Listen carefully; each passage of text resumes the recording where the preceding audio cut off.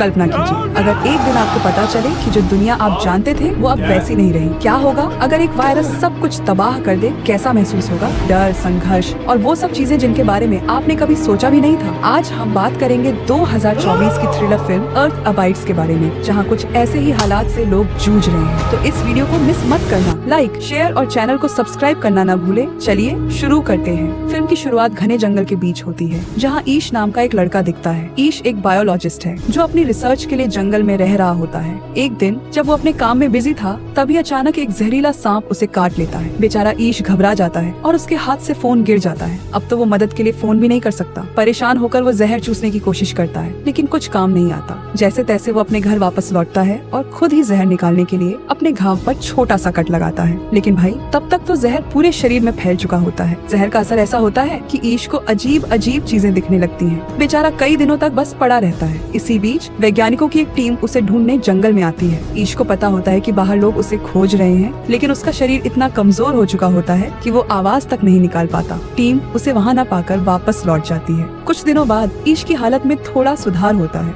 वो जो कट उसने लगाया था उससे थोड़ी बहुत जहर निकल गई थी। हालांकि वो अब भी कभी कभी मतिभ्रम का शिकार हो रहा था। जैसे तैसे जब ईश को होश आता है और वो थोड़ा ठीक महसूस करता है, तो सोचता है कि अब शहर जाकर अस्पताल में चेकअप करवाना चाहिए। अपनी गाड़ी साफ करता है और शहर की तरफ निकल पड़ता है। लेकिन भाई, जैसे ही वो हाईवे पर आता है, उसे अजीब सा सन्नाटा दिखता है। ना कोई गाड़ी, ना लोग। ये देखकर उसे झटका लगता है। जब वो शहर पहुंचता है तो उसका दिल धक धक करने लगता है। पूरे शहर में कोई इंसान नहीं दिखता। हर तरफ वीरानी, हर इमारत खाली। ईश डर जाता है कि आखिर हुआ क्या है। धीरे धीरे उसे समझ आता है कि एक भयंकर महामारी ने पूरे शहर को खत्म कर दिया है। कुछ ही दिनों में पूरी आबादी साफ हो चुकी थी। ईश को ये भी एहसास होता है कि क्योंकि वो जंगल में अकेला रह रहा था, इसीलिए महामारी से बच गया। अब हालात ये थे कि न कोई सरकार बची थी, न कोई कानून, न कोई इंसान। फिर अचानक उसे अपने मम्मी पापा की याद आती है। वो तेजी से उनके घर पहुंचता है, लेकिन वहाँ का नजारा देखकर उसका दिल टूट जाता है। उसके मम्मी पापा की लाशें कई दिनों से घर में पड़ी होती हैं। ये देखकर वो रोने लगता है, फूट फूट कर। पर फिर वो खुद को संभालता है और उन्हें उनके घर के बाहर दफनाता है। अगली सुबह ईश छत पर खड़ा होकर पूरे शहर को देखता है। हर तरफ सन्नाटा और खामोशी। अब उसे समझ आता है कि यहाँ कोई और बचा ही नहीं है। ये सोचकर वो दूसरे शहर जाने का प्लान करता है। उसे लगता है शायद कहीं और कोई जिंदा इंसान मिल जाए। वो लॉस वेगास जाने का फैसला करता है। इसके बाद कहानी ईश के अकेले सर्वाइवल और नई दुनिया में उसकी जिंदगी को दिखाती है। ईश अपनी गाड़ी में एक बंदूक और जरूरी सामान लेकर लॉस वेगास की तरफ निकल पड़ता है। लेकिन जब वो पुल तक पहुंचता है जो उसे लॉस वेगास ले जा सकता था, वो सील कर दिया गया था। ईश गुस्से और निराशा में वहीं कुछ देर बैठा रहता है। फिर जैसे तैसे वो दूसरे रास्ते से लॉस वेगास पहुंचता है। पर जब वहाँ पहुंचता है तो दिल दहलाने वाला नजारा देखता है। पूरे शहर में कोई इंसान नहीं। बड़े बड़े होटल, कैसीनो और मॉल खाली पड़े थे। थका हुआ ईश एक होटल में रुक जाता है। उसने तय कर लिया कि अब जब सब कुछ खाली है तो वो महंगी चीजों का मजा उठाएगा। उसने होटल के कमरे में आराम किया, मनहगे वाइन का आनंद लिया और कुछ देर के लिए अपने हालात भूलने की कोशिश की। लेकिन उसी रात उसकी मुलाकात दो और बचे हुए लोगों से होती है। उनमें से एक लड़की उसे अपनी कहानी बताती है। उसकी बातों में दर्द था। उसने बताया कि कैसे उसने वीडियो कॉल पर अपने पूरे परिवार को मरते हुए देखा और अब वो जिंदा रहने की वजह खो चुकी है। उन तीनों के बीच बातचीत होती है, लेकिन ईश को जल्द ही एहसास हो जाता है कि उन दोनों के इरादे ठीक नहीं है। वो आदमी जो उनके साथ था अपनी बंदूक लेकर कहता है कि वो एक आसान मौत चाहता है और पेड़ पर गोली चलाकर खुद को खत्म करना चाहता है। ईश को यह सुनकर झटका लगता है। वो खुद तो जीने की उम्मीद कर रहा था, लेकिन उसके साथ के लोग उम्मीद छोड़ चुके थे। अगली सुबह ईश चुपचाप वहाँ से निकल जाता है। जैसे ही वो दूर होता है, उसे गोलियों की आवाज सुनाई देती है। वो समझ जाता है कि उन दोनों ने अपनी जान ले ली। यह वाकया ईश को अंदर तक हिला देता है। अब उसे एहसास होता है कि इस दुनिया में शायद अब वो अकेला बचा है। लॉस वेगास से वापस आते वक्त उसकी गाड़ी के सामने अचानक एक कुत्ता दौड़ता है। ईश तुरंत गाड़ी रोकता है। वो कुत्ते को अपनी गाड़ी में बैठा लेता है और उसे अपना साथी बना लेता है। ये कुत्ता उसके लिए उम्मीद की एक नई किरण बन जाता है। ईश उसे खाना खिलाता है और उसके साथ समय बिताने लगता है। अब ईश अपनी जिंदगी को नए सिरे से शुरू करता है। वो सर्वाइवल की किताबें पढ़ता है, खाना इकट्ठा करता है और शहर में घूम घूम कर किसी और इंसान को खोजने की कोशिश करता है। लेकिन हर बार वो खाली हाथ लौटता है। एक दिन वो अपने कुत्ते के साथ खिड़की के पास बैठकर चाय पी रहा होता है। तभी उसका कुत्ता अचानक भौंकने लगता है। ईश खिड़की से देखता है तो दूर किसी घर से धुआं उठता दिखता है। उसका दिल जोरों से धड़कने लगता है। उसे उम्मीद बनती है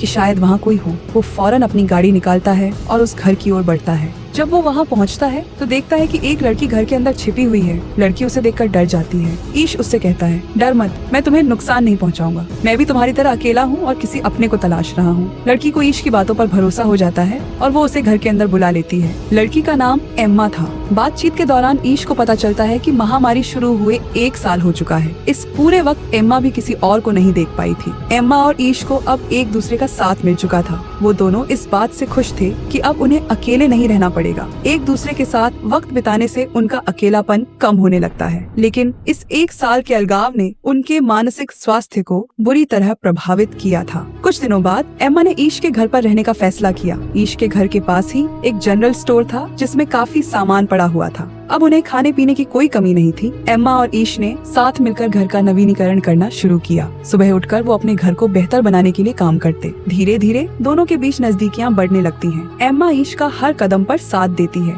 एक दिन वो दोनों बैठकर इस बात पर चर्चा करते हैं कि शायद अब पूरी दुनिया में वही 2 लोग बचे हैं। अगर इंसानियत को बचाना है तो उन्हें साथ में आगे बढ़ना होगा। यह चर्चा ईश को असहज कर देती है। उसे डर लगता है कि क्या वो ऐसा कदम उठाने के लिए तैयार है, लेकिन एम्मा उसे समझाने की कोशिश करती है कि ये सिर्फ उनकी नहीं, इंसानियत के अस्तित्व की बात है। ईश को डर था कि अगर उनके बच्चे इस अजीब सी दुनिया में जी भी गए तो उनका भविष्य कैसा होगा, लेकिन एम्मा उसे हर बार हिम्मत देती। देखना, सब कुछ ठीक हो जाएगा, हमें बस अपना सबसे अच्छा करना है। एक जीव विज्ञानी होने के नाते ईश ने प्रेगनेंसी और बच्चे की देखभाल की किताबें पढ़नी शुरू कर दी। उसे पता था कि अब वो अकेले हैं तो हर चीज खुद ही करनी पड़ेगी। इस बीच उन्होंने अपना घर और बेहतर बनाना शुरू कर दिया। ईश ने सोलर पैनल लगाए ताकि बिजली की कोई समस्या न हो। कई साल बीत चुके थे। महामारी के बाद शहर जंगलों में बदलने लगे थे। जंगली जानवर अब शहरों की ओर बढ़ रहे थे। ये उनके लिए एक बड़ा खतरा था। ईश और एम्मा ने अपने घर के चारों तरफ मजबूत बाड़ लगाई और खुद की सुरक्षा के लिए कुछ हथियार भी रख लिए।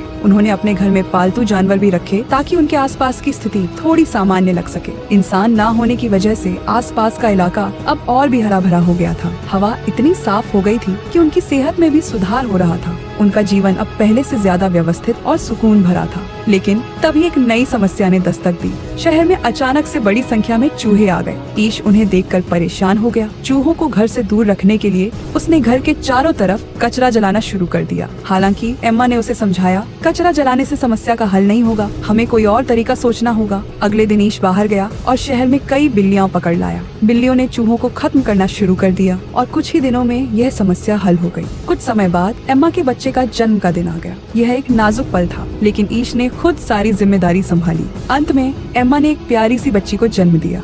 उनकी खुशी का ठिकाना नहीं था। इस बच्ची के आने से उन्हें जीने की एक नई वजह मिल गई। इसके बाद उन्होंने शहर की सड़कों पर अपने घर का पता लिखना शुरू किया। वो इस उम्मीद में थे कि अगर कोई और जीवित है तो वो उनके पास मदद लेने आ सकता है। 6 साल बीत गए। ईश एक दिन जंगल की तरफ कुछ जरूरी सामान लेने गया। रास्ते में उसकी कार के सामने अचानक एक जंगली जानवर आ गया। जानवर जख्मी था। ईश ने उसे दर्द से बचाने के लिए गोली मार दी। यह सब एक लड़की दूर से देख रही थी। गोली की आवाज सुनकर वो डर गई और जंगल के अंदर भागने लगी। ईश ने उसे देखा और तुरंत उसके पीछे भागा। लड़की को लग रहा था कि ईश उसे नुकसान पहुंचाएगा, लेकिन ईश ने उसे रोककर पानी और सेब दिया। लड़की को एहसास हुआ कि ईश बुरा इंसान नहीं है, लेकिन जब ईश ने उसे घर चलने के लिए कहा तो वो कार में अंदर बैठने के बजाय ट्रंक में बैठ गई। घर पहुंचने के बाद भी वो ट्रंक से बाहर आने को तैयार नहीं थी। घर में एम्मा और ईश के अब 2 बच्चे थे और एम्मा तीसरे बच्चे को जन्म देने वाली थी। इस दौरान उनके घर के पते से 2 और जीवित लोग, जॉर्ज और मॉरीन, उनके घर रहने के लिए आए। जॉर्ज और मॉरीन ने बताया कि वो महीनों तक अकेले घूम रहे थे और अब उन्हें आखिरकार एक स्थिर जगह मिल गई थी।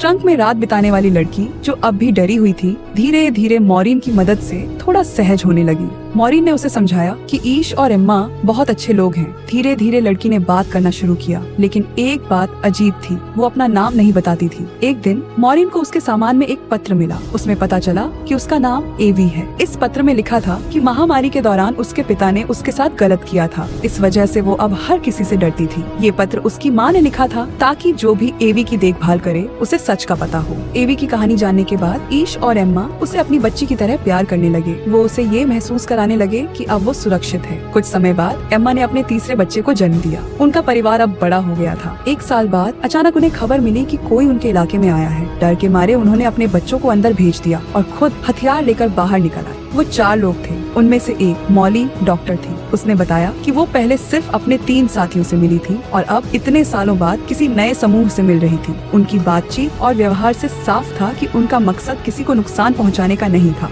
अब ईश और एम्मा का परिवार इन नए लोगों के साथ और भी बड़ा हो गया था। ईश और एम्मा ने उन्हें अपने परिवार में शामिल कर लिया क्योंकि उनके पास हर तरह के संसाधन थे। अब वे एक बड़ा समाज बना सकते थे। ईश ने नए सदस्यों को बताया, यह दुनिया अब जंगल जैसी है। आपको अपने पास हथियार रखना होगा क्योंकि जंगली जानवर कभी भी हमला कर सकते हैं। जब भी आप सामान लेने जाओ, हमेशा ग्रुप में जाना। अकेले जाना खतरनाक हो सकता है। ये समझाने के बाद वे मॉल और अस्पतालों से सामान लेने निकल गए। मॉली जो डॉक्टर थी, उसने अस्पताल से दवाइयाँ और दूसरे जरूरी सामान इकट्ठा की। ये सब उनके लिए बहुत काम आने वाला था। कई साल बीत गए। इस दौरान उनके समाज में कई बच्चे पैदा हुए और उनका परिवार बड़ा होता गया। ईश अपने बच्चों को पढ़ाता और उन्हें पुराने समय की बातें बताता। उसने समझाया कि कैसे लोग पहले रहते थे और उन्हें भविष्य में किसी भी मुश्किल का सामना करने के लिए तैयार किया। घर के आसपास का जंगल घना हो चुका था जो कभी भी खतरा बन सकता था। एक रात एक बड़ा शेर एक जंगल से निकलकर उनके घर तक आ गया। ईश ने शेर को देखा और तुरंत अपने बच्चों को सुरक्षित किया। शेर ने ईश पर हमला कर दिया। इससे पहले कि कोई कुछ कर पाता, शेर ने उसे बुरी तरह घायल कर दिया और फिर भाग गया। एम्मा को जब ये पता चला तो वो गुस्से में शेर का पीछा करके उसे मार आई। मॉली और बाकी लोगों ने मिलकर ईश का इलाज किया। उसे ठीक होने में कई हफ्ते लग गए, लेकिन आखिरकार वो पूरी तरह ठीक हो गया। 17 साल बाद ईश की बड़ी बेटी हीथर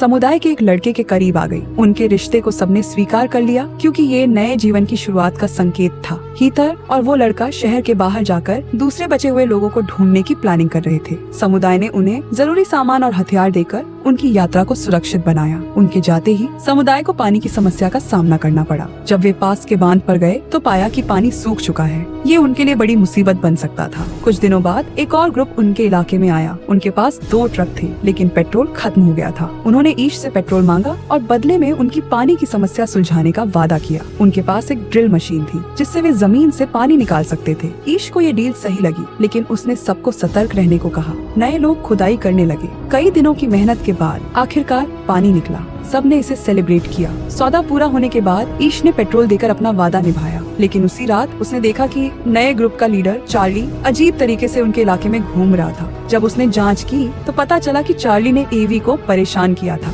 एवी ने बताया कि चार्ली कह रहा था कि वो कहीं नहीं जाएगा क्योंकि उनके पास बहुत सारी सप्लाई और हथियार हैं। ये सुनकर पूरा समुदाय घबरा गया। ईश ने कहा, अगर हमने चार्ली को नहीं रोका तो वो हमारे पूरे समाज को खत्म कर देगा। समुदाय ने चार्ली को मारने की योजना बनाई। अगली सुबह उन्होंने उसे घेर लिया और उससे सवाल किए। चार्ली ने भागने की कोशिश की, लेकिन ईश ने उसे कुल्हाड़ी से मार दिया। इसके बाद उन्होंने चार्ली को दफना दिया। ये ईश की पहली हत्या थी। वो जानता था कि उसने ये अपने लोगों को बचाने के लिए किया, लेकिन फिर भी उसे बुरा लग रहा था। सुबह उन्होंने चार्ली के ग्रुप को उसकी मौत के बारे में बताया। हैरानी की बात ये थी कि चार्ली के ग्रुप को उसकी मौत से कोई फर्क नहीं पड़ा। कुछ ने कहा कि चार्ली हमेशा अपनी पोजीशन का गलत इस्तेमाल करता था। उसने अपने ग्रुप की औरतों को भी परेशान किया था, इसलिए ज्यादातर लोग उसकी मौत से खुश थे। सिर्फ चार्ली का एक दोस्त इस पर गुस्सा हुआ। समुदाय ने महसूस किया कि इस नई दुनिया में जिंदा रहने के लिए उन्हें हमेशा सतर्क रहना होगा। उन्होंने कसम खाई कि वे अपने समाज की रक्षा के लिए किसी भी हद तक जाएंगे। ईश अब चार्ली के ग्रुप से बोलते हैं, आप लोग यहाँ रह सकते हो क्योंकि तुम्हारे पास सब कुछ है, लेकिन वो लड़का नहीं क्योंकि वो चार्ली जैसा लगता है और हमारे लिए खतरा हो सकता है। सभी थोड़ा चुप हो जाते हैं और फिर सजा के तौर पर चार्ली का दोस्त ग्रुप से बाहर हो जाता है। लड़का पहले तो निकलता है, लेकिन जब उसे एहसास होता है कि बाहर कहीं भी उसकी कोई जगह नहीं है तो वो वापस लौट आता है। लेकिन ईश उसे अपनी सुरक्षा के लिए अंदर नहीं लेने वाले।